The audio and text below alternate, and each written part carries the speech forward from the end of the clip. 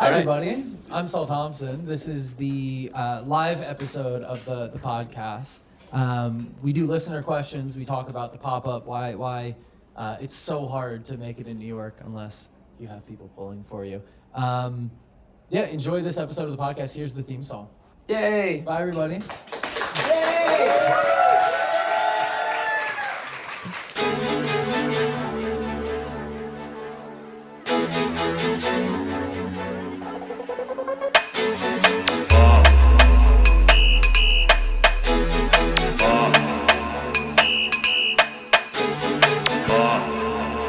Welcome back, everybody, to this episode of the Pair of Kings podcast. I'm your host, Saul Thompson. You can find me on Instagram at Saul Thompson.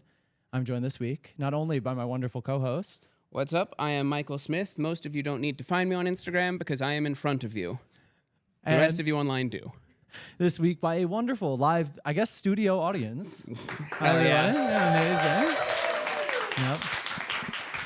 We are doing this live from our pop-up here on Orchard Street, Friends of Pair of Kings. It is September 26th to immediately date this. Hopefully this will come out on Tuesday. Yeah. But we are doing this live as part of the event. And the event in general, we have brought together a ton of the wonderful people we have met sort of in the fashion scene, in the fashion space, and brought them all together in one spot. Sort of giving a platform to as many designers as possible who may have not had the size or the number of styles to do a pop-up by themselves. Yeah, it's been a very long couple months. I don't think Saul and I have worked harder in our lives than we have in the last few weeks, all while also doing full-time jobs, among other things. I took a red-eye in from Arizona this morning. I got a sinus infection yesterday. There's a whole lot of stuff going on. We're really, we're dragging through, but we're doing great, I think. I'm really excited. I'm glad that everyone is here. And there's a lot of, these brands mean a lot to us, and these are a lot of the very cool people that we've met through this silly little thing that we do, and a lot of the people that we've met through this, and it's really nice to see everybody turn out and see all of these brands pull together and help out. Yeah. Fit check. We got to do that. No, you first. I mean, it shouldn't come as a surprise. I'm wearing the same thing I do every week. Whoa, what a shocker. I'm wearing some Devoa Superstruck jeans and a 13.5 ounce Zimbabwe cotton. I'm wearing a t-shirt from a band that formed from a breakup of another band called Slick Idiot. Make Me Believe. That's the name of the one good song they made. All the other songs suck. Good. Don't listen to them. The band has a long history of reforming, making one song in about 85 horrific ones, and then breaking up, you assume because of the one good song. They're like, well, we did it. And then making another band, that one breaking up for the same reasons, and then coming back together as KMFDM. But their entire graphic design portfolio, especially their shirts, are really good. So I have one from 1985. More of a shirts band than a music band. Exactly. Cool. Very much more of a merch band than anything else. Like Turnstile. We're going to get beaten to death by the end They're of this. going to kill us with hammers, bro. What are you wearing, Michael? I am wearing boots by Ives Barrera, friend of the pod, who is currently selling stuff over here. I am wearing pants by Kozaburo, friend of the pod, currently selling stuff over here. A shirt by Olive Leone, friend of the pod, doesn't sell clothes anymore. And a jacket by Joey Kiefer, friend of the pod, currently selling clothes behind this rack. And then a cowboy hat by Alexander Jerzak, who at the very last minute got a huge shipment of hats in. So yeah, I'm tried to pull together as many of the brands as I could here because I love every one of them. I didn't. That's I'm a okay. hater. Yeah. Because he's a hater. Exactly. Someone's got to keep him humble, you know? We should talk about the pop-up. We should. This has been a couple of months coming. We're really happy with the way that it came together. Again, huge thank you and round of applause to Komune for allowing us the space. I think... No, big round of applause. All right, chill out. Anybody in New York knows trying to get a space together for almost anything is nigh impossible. And I think first and foremost, we're super proud of the Komune team and what they've made here. We've gotten to know the entire team super well. We spend almost every week annoying them in some way, shape, or form. I will come sit in this basement and just like stand in the way of everybody trying to do an actual job and be like, hey, what you doing? Yeah. It's great. It's wonderful. But thank you so much for, I guess, hosting And we can break down the brands one by one. We did a huge write-up. We've been spamming the Instagram with them, but I feel like it's bearing repeating. Yeah. Michael, do you want to start taking us through a couple of them? Yeah. So I think it's really interesting and sort of full circle thing that a few of these brands I actually met at Komune, and it's just like I forgot to mention I'm wearing an Object B ring by Ben, where I can't even see you. Oh, there you are. I see your reflection. My fault. Ben is someone who just introduced himself to me at Komune. He was like, "Hey, I like your jewelry. I make jewelry. Have a look at this." And it just turned into a conversation about what he makes. I think it's all really cool. And he just, like, I don't know, there's such a social atmosphere here that I feel like you come here and you just end up meeting a ton of people who are all doing something interesting. Quite a few people in this crowd are designers that I have met and just, like, spoken to, and it's really cool. Another one of those is Rourke Bader, who makes absolutely insane leather jackets. Incomprehensible how good he is at making something, like, fit a human body. And he's one of those people who's just, like, very social, was hanging out here and said, "Hey, come check this out." And it worked out great. I think he handed us his business card, which is such a crazy thing to have happen in 2025. And the business card was a tape. Yep. Yeah. Yep. No, like a defunct CD format in a plastic. I don't even know what they're called. I'm young. I'm a Zoomer. I'm 25 plus 6. But no, he's got over a decade of experience, and that's going to explode. I'm just going to take the top off. Go ahead and pop your top off for me, please. Exactly. Almost a decade of experience in bespoke tailoring, which is pretty incredible, and it comes through in his work. The one jacket I really wanted him to bring that he didn't is this black leather jacket with 2 white racing stripes down the front and the back. I'm a huge comic book nerd, and it makes me feel, if anybody knows the character, Agent Venom, huge thing. I see somebody nodding. I appreciate it. There we go. But it's the closest I've felt to, like, superhero LARP that doesn't feel disgusting or like I'm at Comic-Con. Yeah. Which is great. It's a very special It's a very experience. hard line to ride. I said that correctly. Kid named Line. Kid name line. And then I think another one I want to talk about is Jordan Arthur Smith. I met a decade ago. You're kidding. In line for a Rick Owens furniture exhibit. Likely thing. It was in California, and he lived in California at the time. And he was just behind me in line and started talking to me. And then all these years later, he's started doing some of the weirdest looking clothing I think I've ever seen.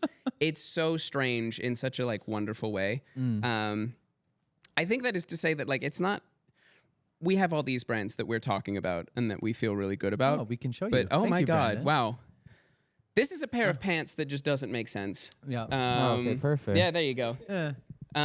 These are the post-human pants. They're so weird to look at, and I've never really, like, felt the way I feel in a pair of pants like I do in these. I guess I don't want to make this into, like, a like hour and a half long advertisement as much as I love these brands. I think it's more to say that, like, there's so much out there that you can find by just, like, randomly talking to people that you happen to, like, be in the area with. Talk to the person who's in the store at the same time as you. Talk to, like, whoever you walk by on the street wearing cool clothes. And there's so much out there that just doesn't get the attention it deserves. And yeah. I think it's quite incredible. One of the gripes that we've constantly had for anybody listening to the podcast is that New York Fashion Week in particular has been completely hamstrung by the CDFA. And part of that... CFDA? CFDA, CDFA? excuse me. No, it's all the same. Sure. You know what we mean. Venues are really expensive. It's very hard to get on the calendar.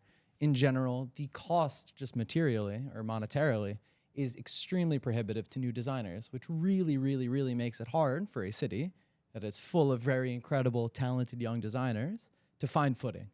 And so I think the workaround, at least that we're trying to find or facilitate, is finding ways to promote these young designers. And young is the word that we're opting to go for. We'll get later into why we're using that.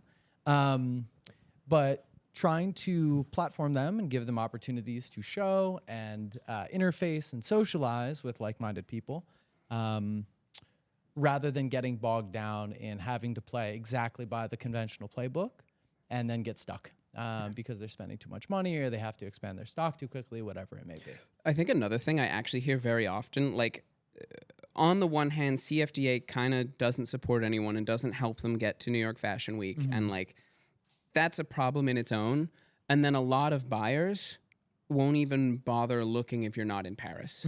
Because they're like, we're not going to bother going to New York and Paris at the same time. So if you're not at New York Fashion Week or an otherwise large label, it's very difficult to find stockists internationally. It's all very money-based in a very, like, it's horrible, essentially.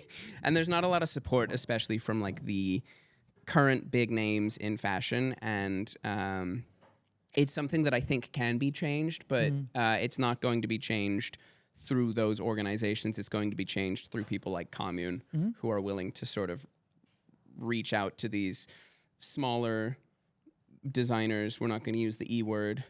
And actually, like, give them a place to try out being in a retail store. Sure. I think another one of the reasons, especially why New York is really struggling right now, is a lot of large fashion magazines or people with archives who send them out for styling and things like that are moving them permanently to Paris. And that is because of the new tariffs that have been put in place. Moving samples externally, out of the country and then back in is incredibly expensive with the new tariffs. And so rather than keep them in New York, a lot of fashion houses, I think Vogue is also doing it, but they are moving their huge stores of beautiful clothing samples to Paris permanently, or at least for the time being. The tariffs got introduced, I believe, halfway through us making this podcast. And we have multiple brands here who are international. And it turned into a bit of a catastrophe. Are we admitting to crimes now? Well, so allegedly, someone, and I won't say who, didn't ship their stuff. They just flew here with a bunch of suitcases full of stuff. Oh yeah, I brought all these brand new clothes. I'm going to wear them on my trip. No, the tags are, no, those are mine. It was the only way we could, like, a plane ticket at a certain point is going to be significantly cheaper than shipping stuff in. And so we sort of had to do a couple funny workarounds because none of that was built into this idea of the podcast. There was no plan set in place for when that happened, and it sort of happened by surprise, like 2 weeks before everyone was ready to ship, which was interesting. But we pulled it together. Everyone's here. I'm really excited about that. I feel good about it. Yeah. Ugh. You guys are about to find out that it takes us 10 hours to record a podcast, and we often just sit here in silence, just sort of staring at each other. It's a whole day affair. You think it's real smooth? We got a crazy editor. He's cutting a lot of shit out. Yeah. Also, that means that I can say Saul's address, and it won't even... Stellar. You want to put in the zip code as well? Apartment? Just to keep the editor on your toes, if you ever have a podcast, start throwing out personal information. Start throwing out my address. Start throwing out Super Saul's helpful. address and see if it gets cut out. Because if it doesn't, then it's that shit where it's that fucked up shit they do where they hide money under the rug with the maids. Do you know about this bullshit? No. It's some slimy trick where people like leave money under a rug, and if it's still there, then the maid isn't cleaning under the rug, and if it's gone, the maid is stealing from them. How do you win?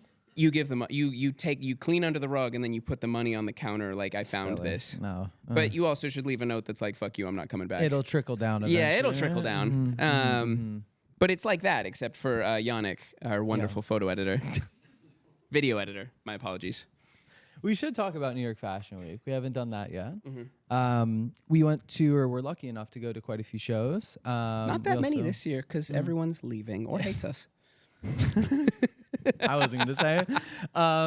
But, we looked at a lot of shows as well. Do you want to go over some of the highlights of shows that we either went to or ones that we saw? I think that the main highlight I have every single fashion week is this girl called Ocean Savage. We've talked about her a lot, but she, and I always fuck this up, her and her partner Jose both have separate brands, and they both graduated from Parsons and FIT, but I don't remember in which direction. I don't remember which one graduated from where.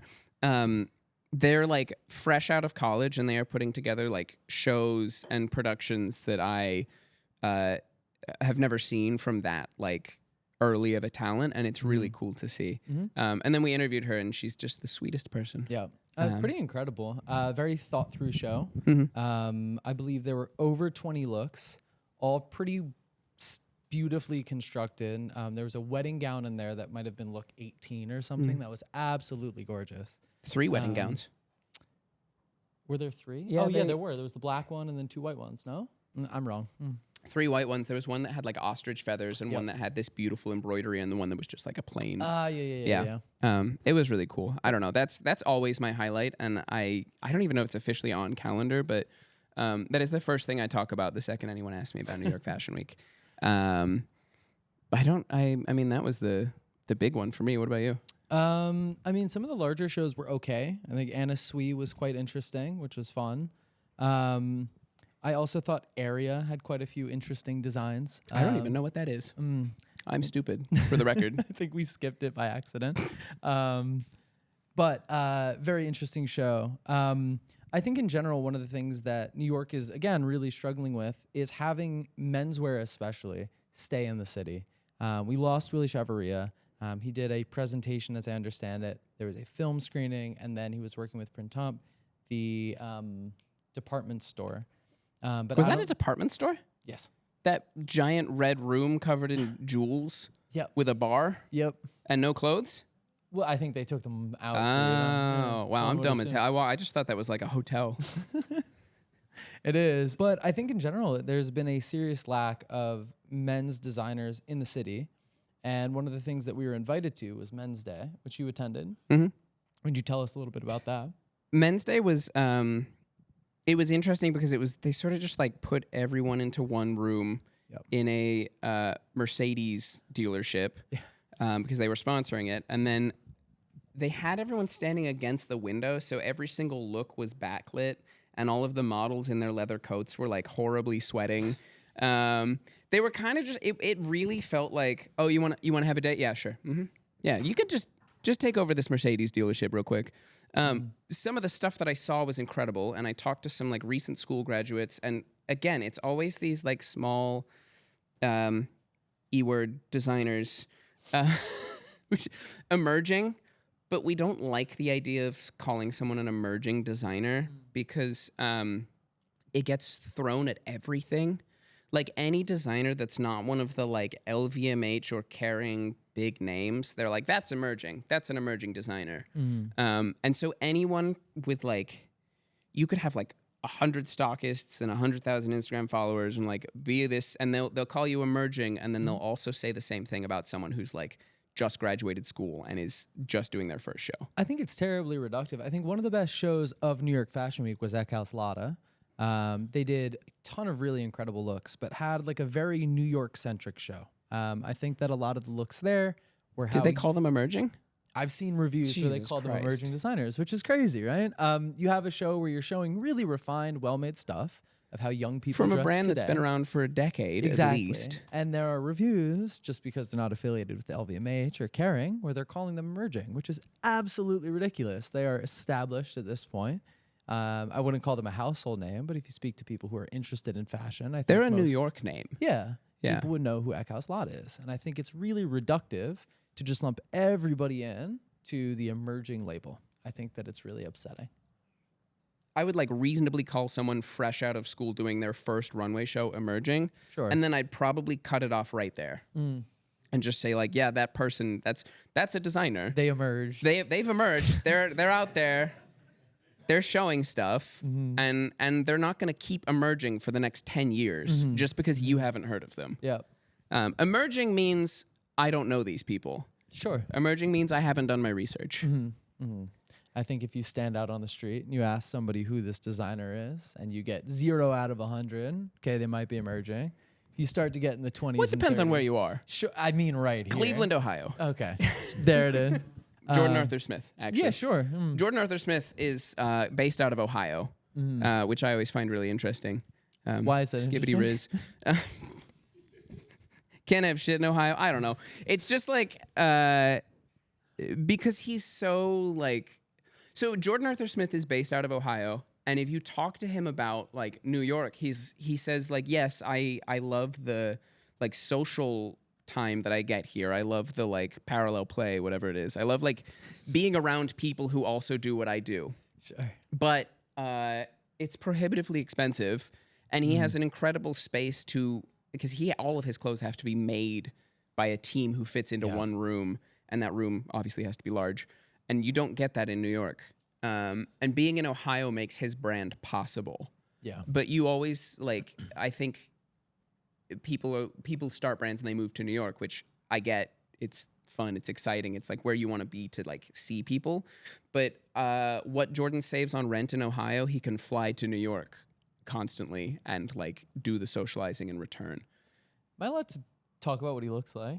It's crazy. Okay, the fact that you're asking me for permission makes me think no. But he looks like Matt Mercer. Who's that? Yannick, if you could throw a photo of Matt Mercer, that'd be Could great. someone show me? Because I can't see. Comic book guy knows, which is great. So Matt Comic Mercer. book guy. I'm so sorry that you are comic book guy. SNL I've passed 50. the moniker. What's your name? Nathan. Nathan. That's my guy, Nathan. Comic book guy.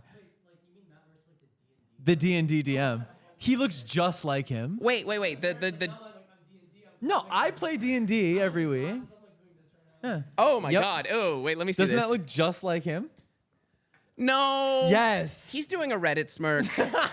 He's doing Pixar face, bro. Do not compare Jordan Arthur Smith to someone doing Pixar face. He's one of the more accomplished voice actors of all time. Matt Mercer or yes, Jordan Arthur? Okay. Matt Mercer. Okay. What voices has he done? I think you. Wait, really? Yeah. He looks like that? Yeah. I'm sorry. It's not the way he looks, it's the facial expression. Yeah. He's doing Pixar face. Yeah. No, he's doing Reddit. I just one up to face. So it is a shame. The INFT stare or whatever. INTJ stare. Sure. But he really looks like that. Whenever I speak to him, there's this weird cognitive dissonance. I'm like, should I roll for initiative right now? No. I don't know. But really great guy. He's super sweet. He's also incredibly tall, which always throws me off. We've invited Bror, or he came over. If Jordan shows up, I'm used to being sort of tallish. I'm not. Sure. Sorry. But they walk into a room, it's like, fuck, I feel like a child. And it's so upsetting. You feel like a child. Bror is like 6'4" or 6'5", something. 6'5". Yeah, he's a tall And it's crazy. I feel like a toddler. Shit's cool. Really insane. Yeah, he rocked up at about 11 last night with 2 or 3 gigantic suitcases. Allegedly. Allegedly. That he legally brought into the country full of clothes that he's all planning on wearing. Allegedly. But I was like, who is this 6'5" guy showing up with his bag? Oh, fuck, it's Bror. Constantly smiling, absolutely beautiful. He's so nice. God. Sucks. Yeah. So embarrassing. It's so embarrassing. I think the next one we're doing, everybody has to be 5'4". Yeah. We're doing the America's Next Top Model season where they have the petite models, except it's the petite designers. I'm turning Komune into height-based Brandy Melville. Yeah. Where there's like a bar at 5'5", and if you hit we your sell head, one inseam. Yeah. And you better fucking fit it. Bailey Goldberg is jumping up and down cheering. Hi, Bailey. Sorry for making you catch a wild stray. Oh, you're banned. You're out of here, man. 5'6", get out. Bailey Goldberg is another designer who we have in the audience and in the store. Yep. And a former podcast guest. He made custom Commune logo beanies. Mm-hmm. And what? Why are you sad about that? They're cool as hell, and he pulled it together and like he just. You send him a file and he'll send you like 30 minutes later. He'll be like, here you go. It's okay. And it's like the perfect recreation of the logo stitched. He made me a Daft Punk beanie in, I think, less than an hour. Yeah, he was texting me about incredible. it. It's cool. We know so many talented people. Your We're making him embarrassed. Crazy style. Congratulations. Yeah. Bailey, are you shy? Aw. Yeah. Bailey, no. You can come see how it feels. All right, fair enough. I feel so blessed that we know so many talented people. As someone who's relatively talentless, oh yeah, okay, I'll take that. Yeah. There's the hat. Whatever. Hair looks nice today. As someone who's got one skill and it's just okay.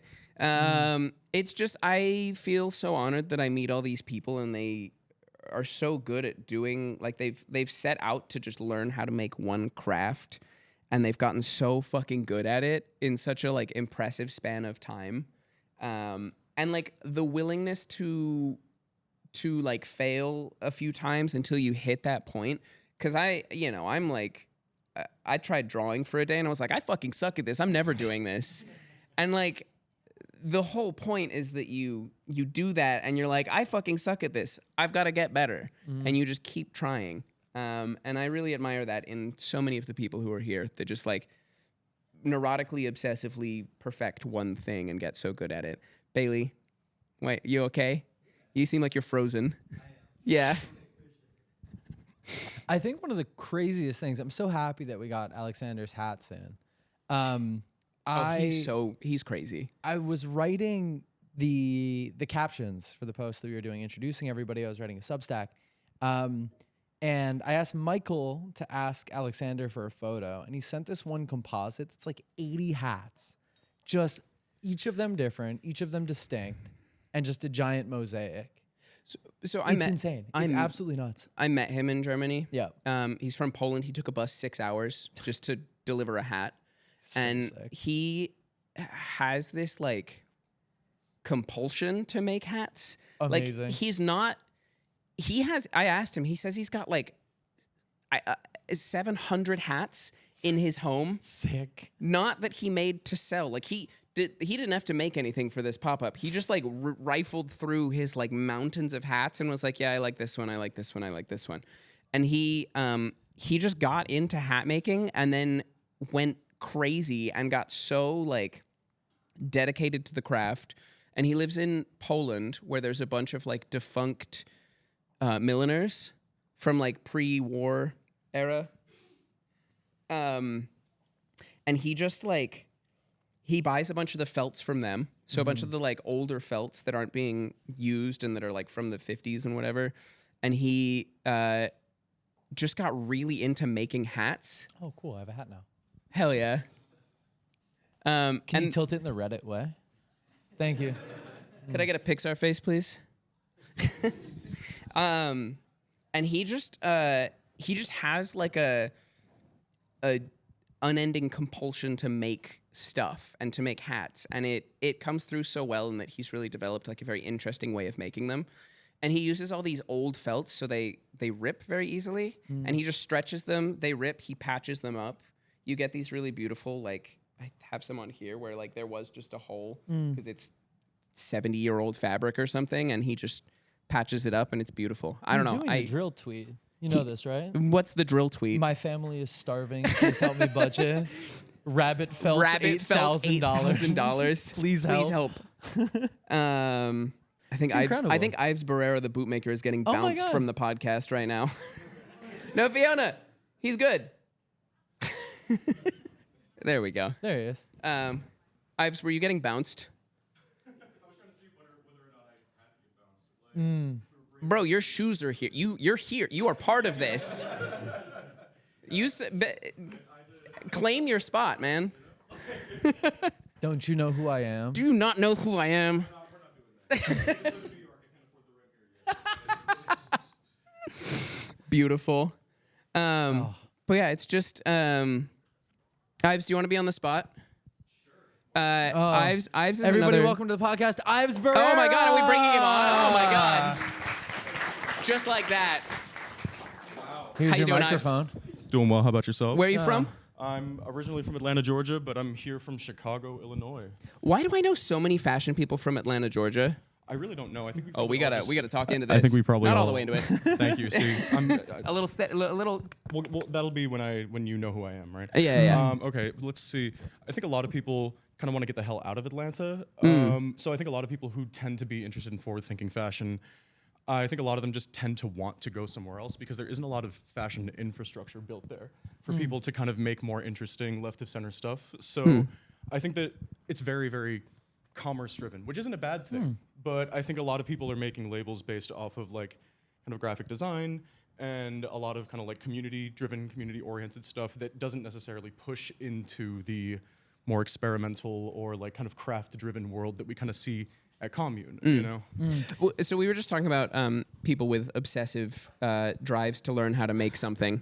And could you tell me how you know how to make shoes? Yeah, so I mean, obsession is a lot of it. Thank you. Obsession is a lot of it. I'd say that I started to learn at, I was lucky enough for my university, SAIC, to have a footwear design program that actually had people making things instead of kind of doing sketches and working in AutoCAD. So I learned the fundamentals over there, and then I ended up studying a bit more under a cobbler named Angel. Shout out Angel at Shoe Hospital in the Monadnock building in Chicago. If you ever need your shoes repaired and you feel like Did going you to just another walk city. in and say like, "Hey, teach me"? So basically, I wanted to make. Our school didn't have the equipment to do stitched soling of any kind. So it was I would either hand welt or I would go to Angel and he would have what's called a Blake stitching machine, which allows somebody to attach a sole directly on by stitching through the footbed. So I would always go to him in order to get an insole stitch done whenever I didn't feel like spending 16 hours hand welting. And then he would also do my outsoles. So, and he still does that to this day. So if you look at the bespoke wall over there at the very back wall, the ones that are different colors, those were all stitched. Like the soles and the outsoles were all stitched by Angel. So I think that he's become a pretty important part of my process. And it's nice to, I don't know, it's nice to pass on some of the money that I get for these onto somebody who is also kind of keeping this craft alive. Yeah, it's really cool. Thank you. Yeah, I love that. Thanks. Yeah. Keeping the old traditions alive. Right. Well, I feel like with footwear in particular, especially over the course of the 2010s, I feel like there was this techno optimism that I feel like trickled down into like the injection molded footwear, especially for like rubber, urethane stuff. I think a lot about. I mean, I feel like a lot of people think of the rubber troopers, the Fortnite boots, you know, and I think that it's a cool design. I love the leather version, but I think that injection molding and 3D printing, I think there was this sort of fixation with the advancement of technology that allows people to kind of create in this way that feels almost divine. You know, you're not like cutting apart and assembling things that exist in the world. You're like going directly from thought to computer to print. And while I see a romance in that, I see more in the process of kind of like shaping the world around you to create something. Do you see maybe a similarity between the early 2000s of fashion, sort of traditional fashion design, where it seemed like fabric production superseded any sort of creation, and it was just about how crazy can we make this fabric? You mean Naked and Famous? I mean, I guess like, what do you mean, like a difference between the two? I would guess, sorry. So you said this divine creation where it seems like almost the process of making the shoes is more interesting than the shoes themselves. Yeah. I think something similar happened with the fabric itself in fashion. Yeah, Well, no, okay, I mean, that literally is the Naked and Famous thing. They made the Do same. you just want to talk shit about Naked and I Famous? do. We can do that. But they can have a made break this for it. Yeah, sure. same Yeah, like let's talk some shit. kind of mediocre cut of pants, and then they would make like really weird like, oh, they fade to rainbow colors. Thank Like, you to today's sponsor, Thank you to today's sponsor, Naked and Famous. Go buy. But they made like they would find out like, oh, scratch and sniff denim, they smell like raspberries. Like it's bullshit. I will say I like it when fashion gets like smelly in ways that isn't vintage. Excuse me. that isn't vintage. Like, no. Yeah, I mean, it's just that like. Guy at the bar. No. It's no. supposed to smell like. No. It's peppermint. It's Like, Yeah. it's supposed to stink. Yeah, my Capital jeans smell like dirty pennies on purpose. It's actually scratch and sniff. It's not sweat. When it rains on the Lower East Side, it starts smelling like Naked and Famous denim. Starts smelling like wet dog. Those people who bought vintage jeans from Vintage Twin and never washed them. also sponsored by Vintage Twin. Thank you to our up the sponsor, road. Vintage Twin. Yeah, thank you.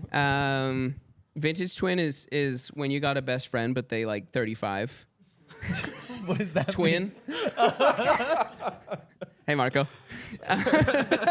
Atlanta comes back into the conversation. Like, So The thing that I yell about this all the time, but Naked and Famous made these rainbow core jeans, which is such a like interesting idea. You know, it's like, oh, you managed to make like jeans that are multicolored yarn on the inside and blue on the outside. And you've ever seen a pair of them faded? They look like shit. I've never seen a pair of pants look worse than that. And you see all the posts like, you know, 2 years into my Naked and Famous rainbow core, and they've just got like ugly striations of purple and green and yellow down the leg because the warps all line up. Yana, can we get that? I really appreciated this detour. Yeah. I will say, I feel like that era also had a lot of multicolor shit in general. I feel like the like Yeezy, not Yeezy, the like Adidas Ultra Boosts. I keep on thinking of all the like ugly ass multicolor colorways. I can appreciate it from like fabric technology. I can appreciate a lot from fabric technology, but it's like make something cool with it. You know? I don't know. Well, it has to be good as well as cool. Yeah. I think that's the problem is that so many things are cooler than they are good. And you also have to make clothes that look good as well as being interesting. Yeah. Anyways, Yeah. thank you for sure. yelling at us about boots. I think this is what I really appreciate is that there's stuff that I know a little bit about, but so many of the people here, and there's a lot of the designers that will be at the pop-up this weekend, that if you can ask Ives about how they learned how to make boots, and it will immediately get into a very like thought out, profound idea of what it means to make clothing, and I really appreciate that. Yeah, I don't know. I think that if you get one of us yammering for long enough, you know, we'll talk about things that we're interested in. Like It's great. It's a fun thing to do. I don't know. I feel like a lot of times actually, it kind of bouncing off what you were talking about with the boring denim and beautiful fabrics. I feel like a lot of times you see that happen in footwear. Yeah. Right? You see like a very kind of standard, very wearable, very commercial silhouette done in an absolutely off the wall sort of hide. And I think that that's really cool, but I prefer to make things that are, you know, a little weirder with the horsehide. You know, I love scarring as much as the next person, but I think that it's more fun to kind of view it as like a surface instead of like the design is the material. You know. Yeah, it's really cool. Thanks, guys. Yeah, thank you. Everybody say thank you to Give it Ives up for Barrera. Ives. Yay! Thank you, everybody. Have a good one. While we're doing bringing on guests, if we want to talk to somebody who knows everything about what they do, Joseph, can I really quickly ask you to come up here? Come on Everybody, in. Joseph Baumeister. Joseph Baumeister. Welcome to the podcast. Tell us a little bit about what you do. Thank you so much. Well, hi everyone. I'm Joseph Baumeister from Perfume Making Co, and I make perfume. Who knew? From the name, I never would have guessed. Yeah, I'm only creative when it comes to one thing, I And suppose. it's not names. It's not. Yeah, no, Yeah. it's not names. It's perfume. So yeah, really enjoy it. My parents are also British and also not very creative with names. Whoa. Oh gosh. Okay. Do you think it's genetic? I hope not. It might be. I am Michael David Smith, if that helps. Oh goodness. Wow. Went for 3 in 1. So Joseph made a custom perfume for the event. Yes, Which yeah. is called Full House, which we've given, I think, everybody a sampler of, and you're going to want to hold on to that. We're going to do a drawing for some Komune credit at the end of the podcast based on those cards, so hold on to them, and we will do the drawing at the end. But I wanted you to take us through how you did it. You talked to me about this yesterday on the train, and hearing about it is just so mind-blowing, just the entire process. Well, I found out about this event, and you know the usual timeline for making a perfume was like 3 to 9 months, depending on the clients. But this time around, I was like, well, you know, with the spirit of the pop-up, it's so hard for perfume as an art to feel like spontaneous because research and development process extremely long, legal certification process equally long, coming up with the packaging, the ingredients, everything else. It's really long process. There's a legal certification process? Oh yeah. Did we shirk that? No, we did not. Okay, cool. Damn it. Okay, perfumery is like rules and then following your heart, and like the rules part is equally important. So Okay. but no, so I had about a month, and I was like, well, I don't know if they'll be into this kind of thing. I don't know if they want to do a perfume, but if I start making it now, then if later down the line they say yes, then it'll be ready and we can do it. But if I like hesitate, then we won't be able to make it. So I started thinking, okay, Pair of Kings, Commune, a little bit of perfume, and I was like, okay, first thing with Pair of Kings, I was like, playing cards, very fun, can do an interesting accord. So to create like the sense of paper, I went for things like rice and iris, and then to create like the plasticky note of like fresh playing cards, I used like a rose molecule called dihydrogen rose oxide, which is really cool. And yeah, that's what you're So smelling. you when get it the smell of immediately plastic goes. from roses? Yeah, some part of rose is plastic. The crazy thing about like natural materials is if you imagine the way that an image is made out of pixels, natural oils are made out of hundreds of chemicals, and rose is about 130 plus or so. So from those 130, you can go, okay, this pixel is this part of the rose, this smell is this part of the rose, this specific chemical is like this part of it. And if you like really spend the time to like get to know it, you're like, okay, with these parts, I can capture like this part of the rose and I can like add it. So it's like a fraction of rose at the top, but just enough to smell kind of like plasticky. Do you And think you then- could pick out yeah. all 21 flavors from Dr. Pepper? Actually, no. Like Okay. my talents go in one direction. Like if you give me a perfume and ask me to like tell you what it smells like, I'll be like, this is how it makes me feel. But yeah, I'm only really, really good at like, I guess I'm kind of okay. You're at that, really, like, really good. creating Come on. Parts. Yeah. Yeah. So one of the things that you can smell in the fragrance in a very good way, it smells a little bit like somebody, like a body. Yeah. Could Like you a talk- body? I don't know how to describe it other than that. No, like a body, like a familiar, smell, like somebody you know. It smells like my body currently. So the trick to that, I added something called capric acid or labdanic acid into it, but like just enough to smell like, at the top you've got the new playing card smell, and then it starts to smell like a little bit like, worn playing cards that you played with your friends like hundreds of times. And that was very intentional as well because commune, it's about community. I wanted it to feel like somebody you knew perhaps, and then also like to give the impression of the cards like maybe slightly aging throughout the first couple of seconds. Wow. So yeah, very fun. Do you have all this knowledge in your head most of the time, or do you have to like refer to something? Kind of, yeah. It's all in my head. I also make my notes as well. A lot of perfumery is trial and error, and I think some things you only discover like stubbing your toe on them in the dark. So yeah, it's all in my head, and it's also in all the mistakes that I've made throughout the creative process, which is years of mistakes. But It does smell really good, and I do Thank get you. the like plasticky playing card smell in a way that I did not expect to. Oh, brilliant! So That makes me very happy. incredible work. You should hear Thank him you. one talk about beer, which is incredible. Me or Joseph? Well, Joseph talk about beer. Why? Or wine. He brought us some beer from London, or I guess Brighton. from Brighton. And just the way he described them, I usually drink terrible beer, but I'm like, oh, I'm really excited to have this. But I think another really funny fascination you've had with coming over is trying every single shitty light beer in America. Yes. Oh, I love the genre. It's so fun because I've never seen anybody get so excited for like a Miller High Life in my life. There's a guy on spectacular. Instagram, like a severely British man, like insanely London coded, and his whole thing is just trying shitty American beers. My favorite one is when he tries an IPA and thinks it's the worst thing in the entire world. Oh gosh. But he just like loves he like get it. loves shitty like Coors Light. it's like camp, but like whatever the opposite of that is. But like Liquid in camp. the like really really way in the other direction. Like so normcore. You're like, oh, this is kind of whimsical again. Like, I Normcore really like beer. it. We drinking that normie Hyper beer. Normcore.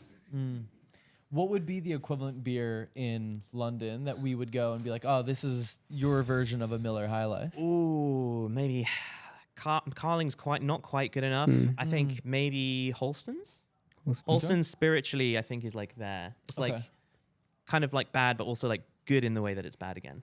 Sure. Okay. Yeah. What's the perfume equivalent? Ooh, Adidas Ice Dive. Adidas makes a. Yeah, they make a perfume Adidas. called Ice Dive. It's like an eau de toilette. It's like, I don't know how much it is over here, but in the UK it's like £8, so maybe like $15 max. Tight. But Is it's this just the so sort of thing refreshing. you find in like a nightclub bathroom? Yeah, Okay, great, good. Very cool. It's 100% the Does energy. it make you faster? I've not tested. Okay. but No, probably the other not. stuff in the nightclub bathroom does though. Sorry, Mom.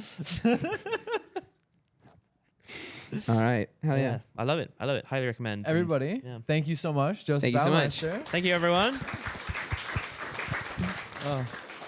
We were not initially, well, we were initially planning on bringing a bunch of people on, and then we were not planning on bringing people on, and then now we kind of just have. We're seeing how it goes. I'm doing crowd work at this point. Yeah, I was gonna start doing crowd work. Hey, where are you from? You know what I'm talking about? He knows.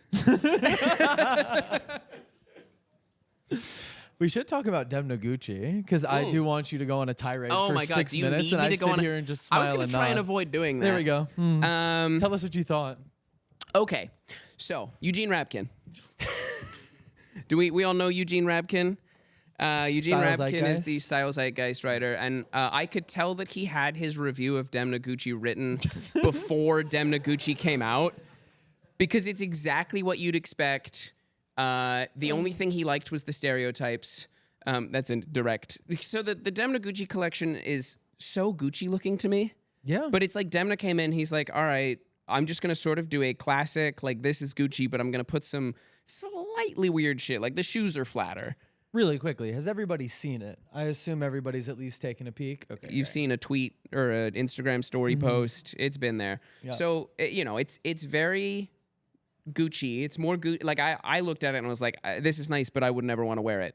And He nailed it then. yeah. Yep. Yeah. In that like, oh, that's really beautiful. And like, you've really like crafted something, but it's not, I don't have a huge drive to put it on my body. And that is what Gucci usually is for me. No, because I don't got an attention span like that. Is it good? Whoa. Spike Jones is in it, apparently. It felt like an extension of the substance. Demi Moore is in it, right? Yeah. Yeah. Spike. watched Wait, did 10 Spike I Jones watched 10 do? minutes, then Did got Spike tired. Jones do the substance? No. Oh, okay. Okay. I haven't seen. It's so funny that Spike Jones, in my head, is the guy who dresses up as a grandpa on Jackass, and in actuality, he's like a very accomplished director. But I'm like, yeah, that's the old guy who used to like shit his pants. Ford Yeah. from the new Star Wars movie. Yeah.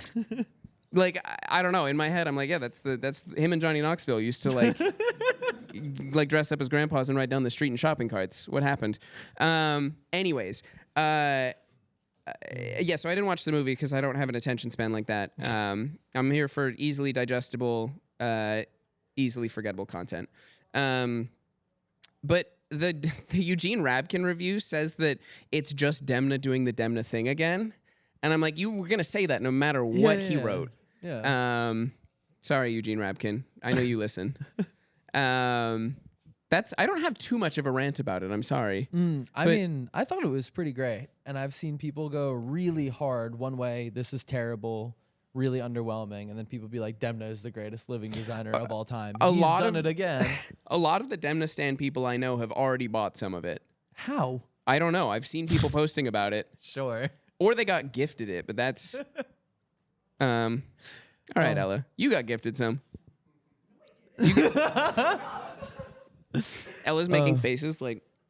I have some That's tea I could crazy. spill on the podcast that's funny about God. sending free stuff. What? So Andy, Yeah. when Ludovic was there. Yes. Do you know why a lot of people ended up wearing it, even though it was not Oh, that good? because Ludovic de Saint-Cernin would send it out to everybody he was horny for. Well, but he would send unsolicited nude photos, and then as an apology / like, hey, this is chill, right? He'd send free Ann. Allegedly. Allegedly, sorry, I can't confirm. Oh, I must have misspoken. Really funny though. That's Right? crazy. I mean, like, you know, that's the PR funny. team. Oh, yeah, you think that's funny? Well, that the free Ann was so bad. That's the only reason why they were giving it out. Because you need a scandal. You know what's funny in a really unfunny way? Oh, let's hear it. The return of Alexander Wang to New York Fashion Week. I have such contempt for every writer that took a moral high ground like 2-3 years ago, and then 5 minutes later, me with the Alexander Wang. Me with the American Apparel Dove Charney, and they're like, no, it's fine. It's Los Angeles now. It's a different brand. Yeah, it's just like so disappointing. And I think one of the reasons why fashion sort of like cannibalizes itself, it refuses to move on from anybody, even though they suck. Like Alexander Wang couldn't design his way out of a cardboard box with one side open, right? He's doing Wangovers off the street and pulling in old ladies. It's just the only way he can get anybody to wear his clothes. Right? Not anymore, apparently. Not anymore. Sorry, he's back, everybody. Oh, whoop-de-doo. It's just so upsetting. You know what I mean? I want to know how much he paid some of my friends to go to that show and post stories. Was there that much And of then an appetite for shitty T-shirts that Dove Charney could weasel his way back in? Right? Like Uniqlo doesn't Indie exist. Sleaze is back. I'm going to kill you. It's just so disappointing. As we sit in the pop-up surrounded by our friends in great clothes, we're talking about Dove Charney. There are so much better things out there. This is the thing. It's that New York fashion and larger scale fashion in general has continued to let us down, and it has continued to be just sort of a disappointment. And by just sitting on these benches at Komune, in this wonderful space that is built around meeting people, I have met 100 designers 100 times better than Alexander Wang. Absolutely. That deserve more recognition and that no one is willing to gamble on, or that are like, it's just hard to get out there. And I think Komune, it's very intentional that Komune is also the setting of this, because I feel like Komune does such an incredible job of pulling in people that you've never heard of, or that you've heard of but they can't get a stockist in America, and giving them a place for people to find out about them. And I think you can really see it. Like, Komune stocks Black Merle, which I had never heard of until I came to Komune, and now it's like the default uniform of like the guy who knows about Komune The is double that shirt, the collared double field collar shirt. Oh and my it's God. so good. It's incredible. But once you start seeing it in the Lower East Side, it's like, oh my God, it's everywhere. It's in a ridiculous. good way. Yeah. No negatives here. Yep. And it's like so much better than any other, like, it's much better than seeing like a Balenciaga hoodie everywhere you go. Yeah. No, I definitely agree. The Think Different hoodie that every guy Think Differently is wearing. Right? I mean, I love fashion because it's unique and it helps me stand out. it helps me express my personality. Yeah. Yeah. But no, I mean, it's really incredible. Like, we look around, there's some things here from Kozaburo. I won't tell the story again, but what I was going to say. You can tell the is- story again. It's kind of fitting. Sure. I've been trying to get in touch with Kozaburo and do work with him and the team since 2017. And I'm sitting, 6 feet from a lot of the clothing that I tried to pull back in the day. Yeah. When not Saul a was joke. at Yale. Oh, when I was at Yale, I was organizing a runway show, and Kozaburo had just been nominated for the LVMH Special Prize. And so I tried to pull him for the show. We didn't get him. They were very nice about it. But I sort of like hung my head and walked away. And now, 8 years later, not only am I friends with him, he's a lovely, lovely person, but we are facilitating like the sale of some of these incredible things. There's a jacket there, that sort of waffle knit one. It's based off of a motorcycle jacket from the late 1800s, which he found. It's absolutely incredible. I bought a jacket from him. It's from the early 1900s that he later quoted, I think, in 2019. He is such a talented designer. And you go over to the studio, and it's not only him, Taku, who's wonderful, he's in Japan, but then they have like 85 interns and employees constantly running around doing cool things. And it's such an invigorating space to be in. And Kozaburo is one of those people that I think gets called an emerging designer so incorrectly and so often. It makes me so mad. Like, Kozaburo, I think, is, especially in this room, I feel like one of the people that is most recognized in New York. And you can say that name to a lot of the fashion people, and they'll be like, oh yeah, Kozaburo. He's been doing this for decades, and he was the head of menswear at Tom Brown for the best Tom Brown season of all time. Is it 12 or 16? I get them. I don't know why those two get confused. The one with the big muscly football players, where it's like, and the pinhead, the like really, there's a really preppy pinhead mask. It's like made out of a tartan, and it's got like little tartan spikes coming out of it. And then there's just huge beefy dudes in coats that make them look like Lurch from the Addams Family. And that was when Kozaburo was working on Tom Brown menswear. So he's fucking been doing this. Exactly. He fucking emerged. It's done. You were 10 years late to calling him an emerging designer. No, he is like your favorite designer's favorite designer. And there are multiple spin-off lines now, or diffusion lines as you would call it. It's so amazingly backwards to call him emerging. Very established. But we've got some like insane stuff, like stuff that I didn't necessarily even know was possible with fabric. He just does almost flippantly, which is ridiculous. It's absolutely silly to see what he can do. And there was more that, to be honest, I tried to pull, and he was like, no, I'm not selling that. I was like, shucks, we tried. But it's really, I mean, it's so exciting to be in a space Because Kosaburo, as I understand it, isn't really stocked anywhere in New York. Huiben shop, and that's it. Huiben, yeah. But it's really hard to find his things, and we're lucky enough to go to his studio and look at things and have access to order them, not on Essence or whatever the fuck. I pre-ordered a pair of Kosaburo jeans, and they had to come over to my house and take photos of them for the Instagram because I had the only pair in New York. Sick. Because they sent the sample to Japan for like a showroom, and that was that. I was the only person in New York who had them, which I think is insane. Yeah. There should be way more stockists, but and Essence was a good one, but who knows where that is these days? I want to talk about Essence for a minute. It's sort of fuck Essence because what they do to a lot of smaller designers is they say, well, to be stocked, you have to push out an insane number of styles. You need a minimum number, and you need a minimum number of pieces within each style, small, medium, large. Thank you And to this they- episode's sponsor, Essence. Yeah. But it requires for the designer a huge upfront monetary investment, and they have so many brands on that site, it becomes impossible, one, to distinguish yourself just by pure volume, but also because everybody on that site knows that you just wait for the sale, right? Yeah. And so it gets really hard to make your money You don't even back wait and- for the sale anymore. The sale is always happening. If it's currently not happening this week, it is next week. But it's so hard as a designer because it feels like it's one of the only places to go for e-commerce as sort of like a large stockist, but it actively hamstrings you. They don't pay, if ever. And a lot of the smaller designers are there on consignment. Exactly. So it makes it really hard.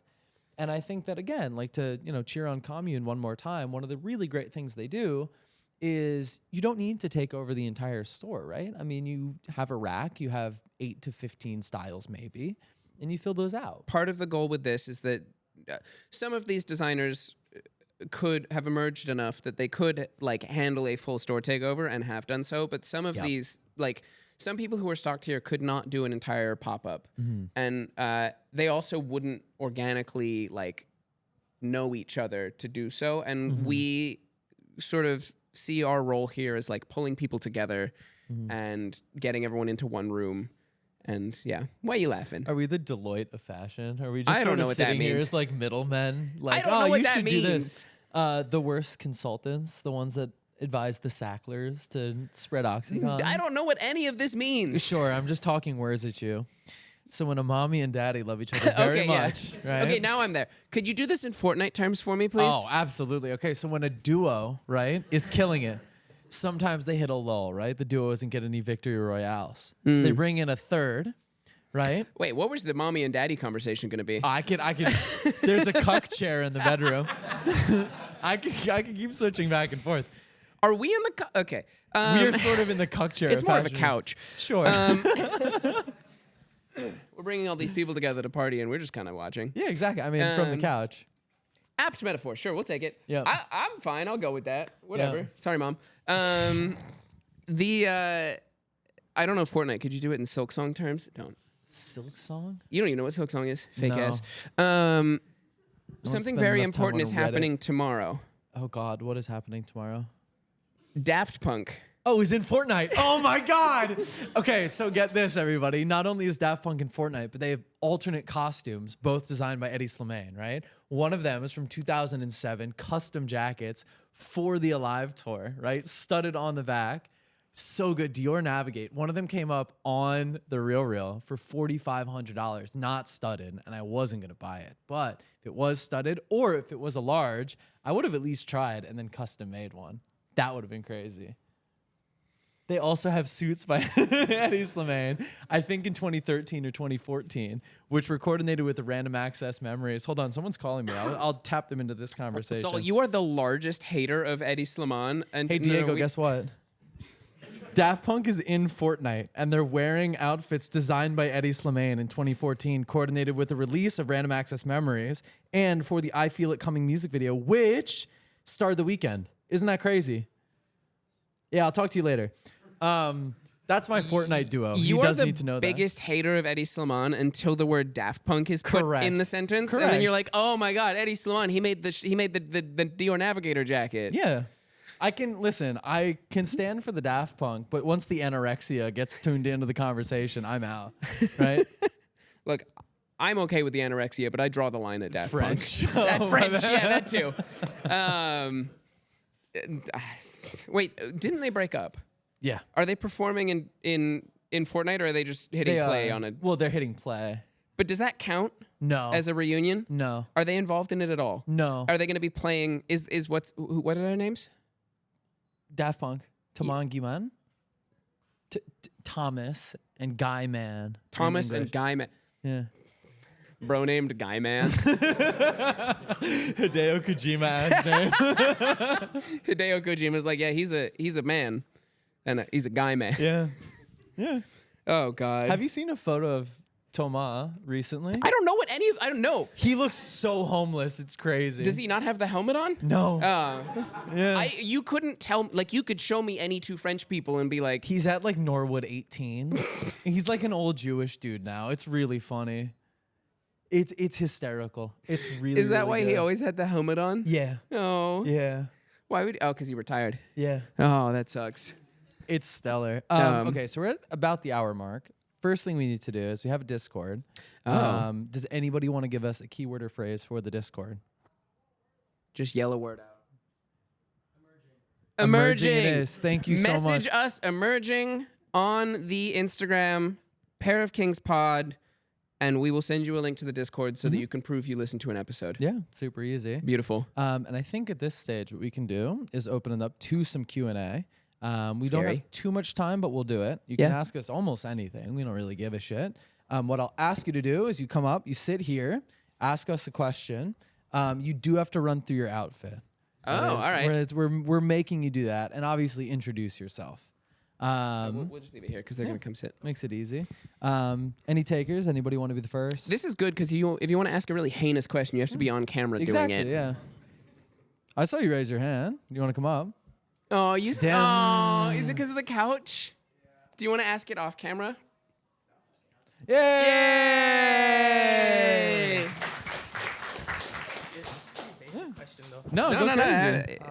What's your name? My name's Hargun. Oh, it's good to meet you. Good to meet you too. What are you wearing today? Uh, Oh, he's got rhino derby or rhinos Yeah. on. Balenciaga shoes. Rick Owens, made in Japan, get denim. Whoa, did you distress these yourself? Or are No, they... this one I did, but then these two I had like a tiny hold and I fell while skateboarding, and then These look cool I as just hell. made Yeah, it no, that's open. awesome. You're killing Yeah. it. Yeah, Hell thank yeah. you. What's the shirt? Saint Laurent. Hell yeah. Damn. Yeah. Good for you. Thank My you. boy fitted. Thank you, thank you. What's your question? We gotta invite less well-dressed listeners. I feel like shit now. Yeah, you flexing. Fuck. How did you guys meet? I was on the podcast Way back. way back when there was another. And actually, I have now been here longer than he was. But John used to be. It used to be a Zoom-based COVID podcast, and they invited me on. I did a Zoom COVID really shoddy sound on my AirPods interview. We tried listening to it recently. I think we did a drinking game based on it, and it was horrible. Yeah, Don't yeah. recommend. And then John, wonderful man, but has a wife and a real professional job and a home, Grown and man. he's a grown ass man. Yeah. And we're children cosplaying as adults, or adults cosplaying as children, one of the two. And so Saul asked if I would like to do it permanently, and I was really scared, and I tentatively said yes. I was like, "Can I do a trial?" And now here we are, doing a full thing. Yeah, it's kind of sweet. Yeah, Oh, awesome. Thank you so much Yeah. for the question. thank you. Thank you. Hey.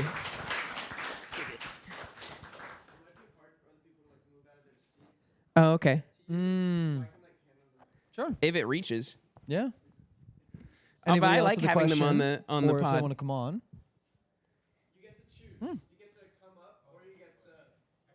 Yeah. Okay, and then yeah.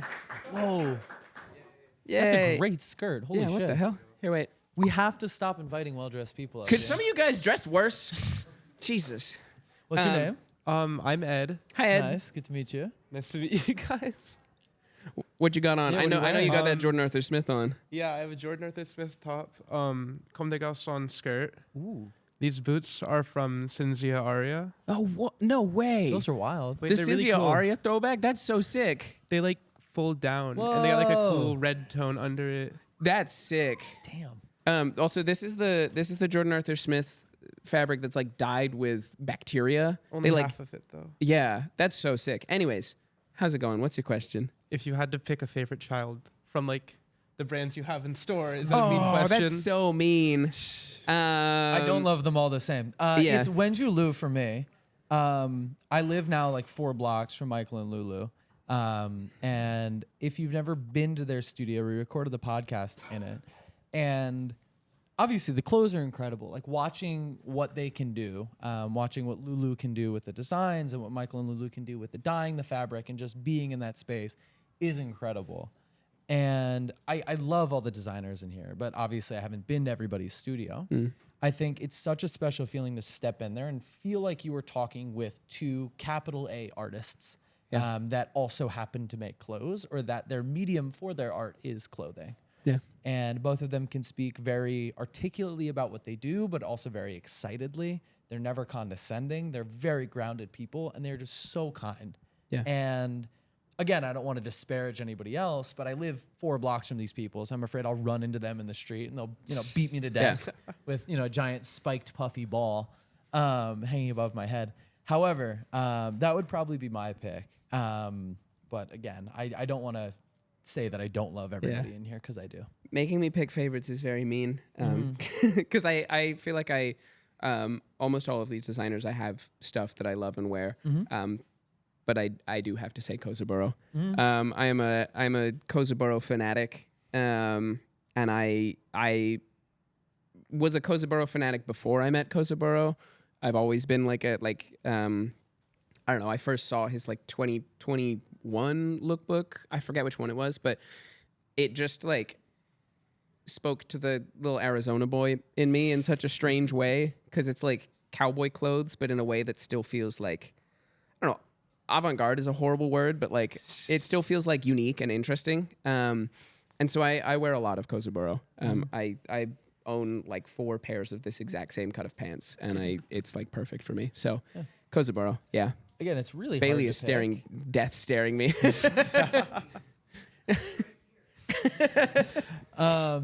I own a Bailey beanie. The second the temperature drops, that will be on my head permanently. Because it also says Daft Punk on it. Did you know that they're in Fortnite now? Did you know Daft Punk's Are they in in Fortnite? Fortnite? They Yeah, are they're in in Fortnite. They're wearing If Eddie you were to Slimane. pick, I They're know. wearing Eddie Salon in Fortnite? Yeah. If you were to pick one of Daft Punk, I don't expect you to know their names. The silver one or the gold one. Which one did you pick? Ooh, but gold's rarer in Fortnite. True, but they're both equal V-Bucks. It's got to be Guy Man. I don't know what color he is, but it's got to be Guy Man. All right. Would you agree, Ed? You'd go Guy I Man? think I'll go Guy Man. Okay. Hell yeah, Yeah. Guy Man. Shout out Guy Man. Shout out Ed. Thank you so much. Thank Yes, you so much. Hey. Nathan? Yeah. Nathan, what's up? How are you, Nathan? Comic Am I book this guy, right? everybody? Yeah, it's me, comic guy. Also, I think Anti-Venom is I prefer that as a Venom storyline. I like to have Oh, the okay, character wait. more. We'll talk Oh, about this in no. 1 Yeah. second. Run us through, and then we'll talk about Anti. Okay, yeah, I'm wearing. I'm sorry, I forget the model, but these are Pumas. I got these from Those are Tokyo. crazy. Acne 2023 men's. Hell yeah. This is from the Used in Shibuya. It's called No Mass Production. I believe this is one of 300. Whoa. Are they named after the band? I don't think so. I think the whole thesis is no mass production, limited releases. Black Merle, Commune, ear cuff. I forget from where, but also Commune. So I am wearing Nice. the Hell yeah. LES No, that's Commune awesome. Legaz uniform. Yeah. This ring was from Ito Takeshi, which did a pop up in my trip to Shibuya. Damn. And he does a lot of cats. He has a lot of cat jewelry. Can I see it? Yeah, it's a little You've cross. activated Michael's Yeah. sleeper cell phrase. meow. A silver ring from Hong Kong, which is where I was born. Nice. And these 2 rings, McQueen and Chanel. I mean, my mom just gave them to me. Flex. Whoa, your mom has it on like that? Yeah. Damn. Yeah, she's a musician, a pop singer. That's so. sick. So Thank you. sick. Damn. Yeah. Are you a Nepo baby? My friends in the back saying, "While yes," very enthusiastically, but Hell yeah. yeah. This shirt's I got this because I sat in line for an SNL taping. Whoa. And I was there to see McGee play for SNL. And I believe Bill Burr was hosting. Nice. It was my first time going to SNL. It was really cool. I believe in one of the recordings for the songs, you can hear me yell in the background during the chorus. Hell yeah. Nice. Yeah, and Do you have a favorite McGee song? yeah, I mean, I used to say like Alesis is his song of all time, but I think Sure. like I Want has such like a very like chilling melodic harmony to it. Like I think like the way it fades out like at the end is like really emotional. Cool. Yeah, and oh yeah, Uno de 50 from Facebook Marketplace. Nice. Like the Oh, yeah. I Put I that pulled wrist up, up, the- young blood. Shadur Shadur Sanders, yes. There you go. Oh no. I can be tapped in. I'm only 26. Me too. Hashtag hashtag 26 and tapped in. 26 and tapped in. What's your question? My question is, you had that conversation about I forget his name, but the designer being in Cleveland, Ohio. Jordan Arthur Smith. Yes. He's not in LeBron. Cleveland. He's in. Maybe he's in Cleveland. But I don't in know Ohio. Yeah, Skibbity yeah. Riz, Skibbity of Riz. course. And it made me think of this tweet I saw, which is the worst way to absorb information. But I saw this tweet talking about how cities used to be like manufacturing centers. I believe I read the statistic that like 70% of America's clothes was made in New York City at one point. And obviously, you know, New York being gentrification and it being prohibitively expensive is a factor of why these designers kind of work in other cities. But do you think there's like, I guess what I'm asking is, do you think that there is something culturally interesting happening through this like lack of brain drain, I want to say, where like, you know, designers don't feel inclined to move to New York as much and kind of live in their communities and have conversation with their communities and create art because that's what fashion is? I Or- definitely think so. Or do you think that like there is something to be had with having, you know, people come to New York and like participate in this community? Yes and no. Like I do think there's definitely something interesting about like staying within your culture or staying where you are, and like, you know, with the internet there's so much less space in between people to do that. Like, you know, being in Ohio, you can still very much be on the internet and like have a presence. Yeah. But I also think that it like absolves you of becoming a little too homogenized potentially. Like I agree, actually. Yeah, like I feel like not that everybody does, but a lot of designers in big cities sort of end up making the same thing sometimes. Like and an echo chamber almost. Yeah. I'll say this. I think that one of the reasons why I really, my roommate's going to stab me to death if I don't say this, but why Demna is one of the better designers of our time. Facts, is, brother. Yeah. One of the things he does really well are examine either stereotypes or types of people, right? It's clear that he is walking around either a city or a major metropolitan center and just watching people, right? Yeah. He did coats based on Hasidic Jews, which is crazy. Yoji did that as well. I digress. But my point is, with this recent Gucci collection, one of the things he did really well is it seems like he broke down a lot of actual people he saw. And while the clothes may not have been anything that shattered, you know, oh, this is everything I knew about fashion recontextualized, one of the things I think he does really well is say, this is how people dress. This is how real people dress. I agree. Yeah. Yeah. I think, yeah, one thing Demna does, it's not the cultural observation thing. I think the fact that he does it through lived experience is what makes it special. And I think you can see that in post Demna Vêtements, where it is doing the same, like, We don't like Gurham on this podcast. yeah.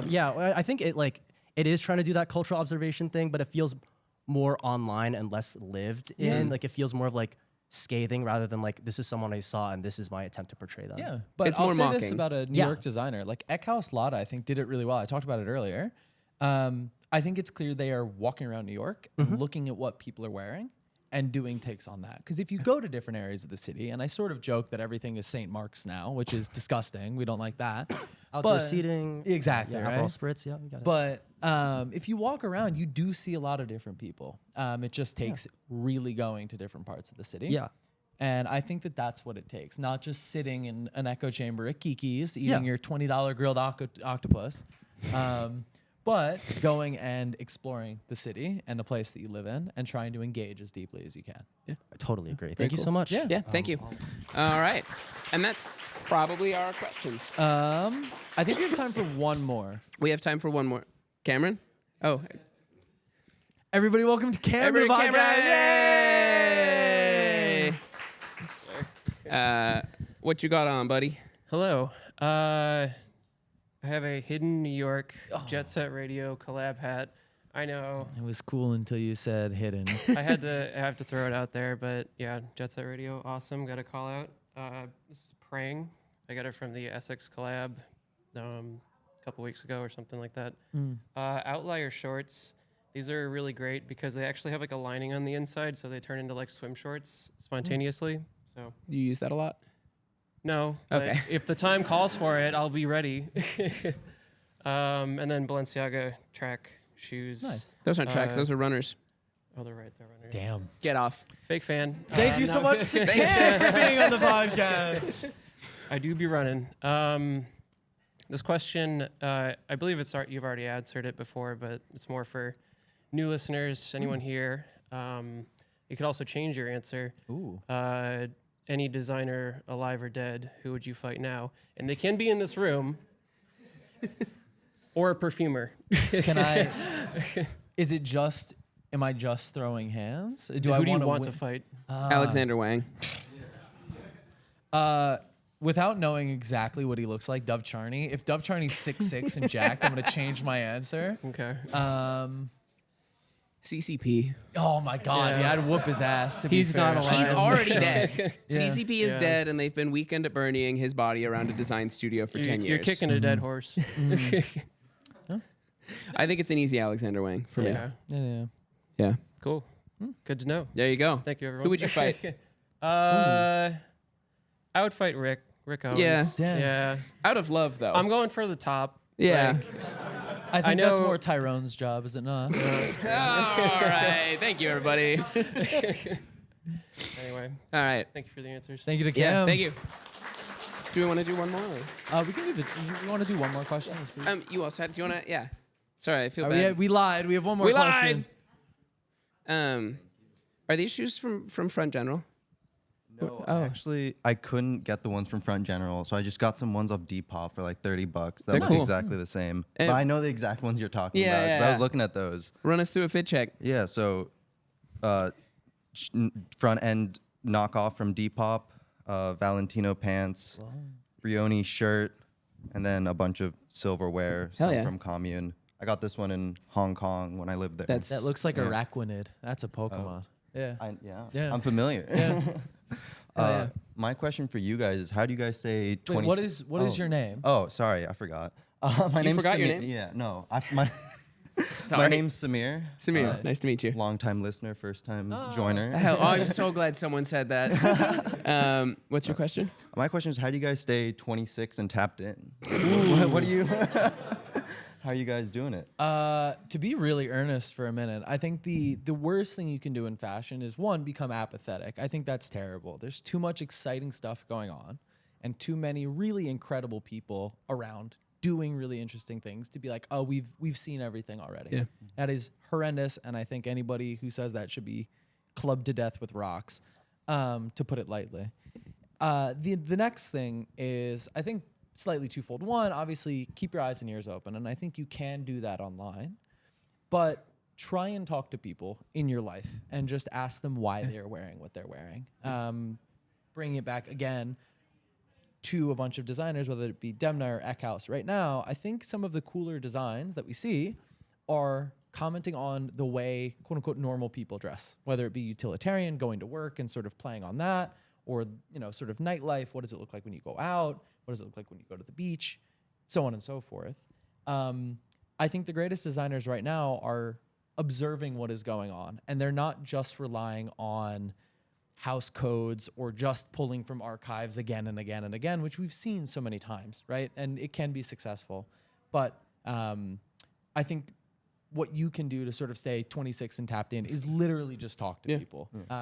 And we do it on a podcast, but there are 1,000,000,001 bars in New York City. You can talk to anybody for many. free. Yeah, exactly. Right? I think I would not be 31 and tapped in if it weren't for the podcast in part. And for Saul helps keep me tapped in some capacity. But also just it is talking to people. Ben, are you 20 now? Are you? Yeah, okay. 20? Ben is 20. One of our Wow. designers, the guy who makes the jewelry here, my God, I'm 19 when old. I met him. I'm old. And it's just you just have to you have to my talk to God, people this sucks. and just not on some weird shit. Like just by like talking to the people around me and by like having friends who are tapped in and making sure that you don't get jaded, like Saul has mentioned, I think that's the most important thing. Yeah. So yeah, that's how I'm a tapped in unk. You sound like an old married couple. Like, oh, she keeps me young. Yeah. Yeah, that's my work wife. Yeah. That's your work wife? That's my work wife. Lucky man.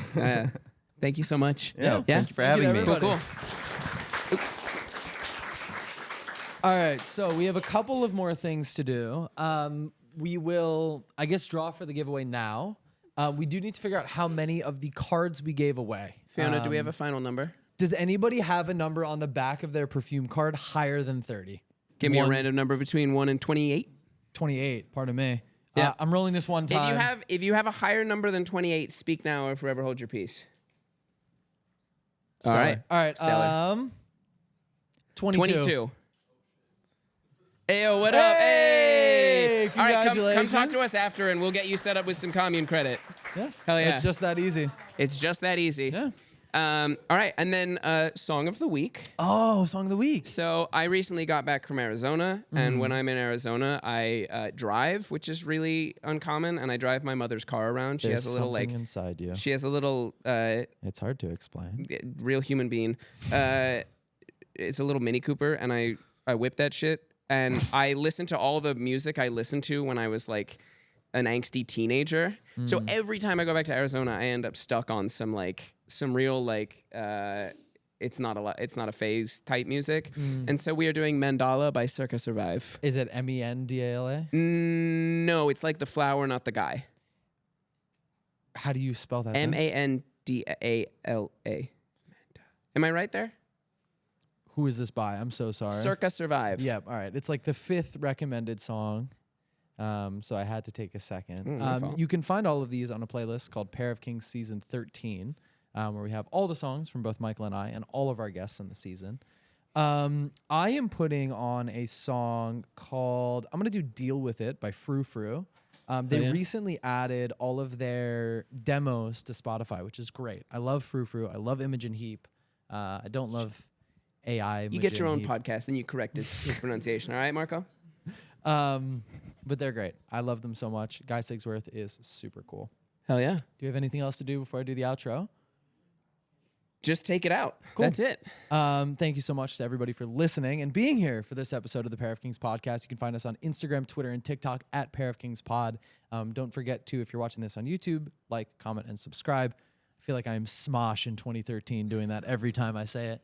But as always, I'm your host, Saul Thompson. You can find me on Instagram at Saul Thompson. And I'm joined this week not only by my wonderful co-host. I'm Michael Smith, and you can find me on Instagram at @_Smithstagram. And we are joined by all of our wonderful audience. a live studio audience. Thank you so much. This has been the Pair of Kings podcast, where once a week, every week for the foreseeable future, we are bringing you business as usual and tomfoolery as planned. Have a good night, everyone. Bye, everybody.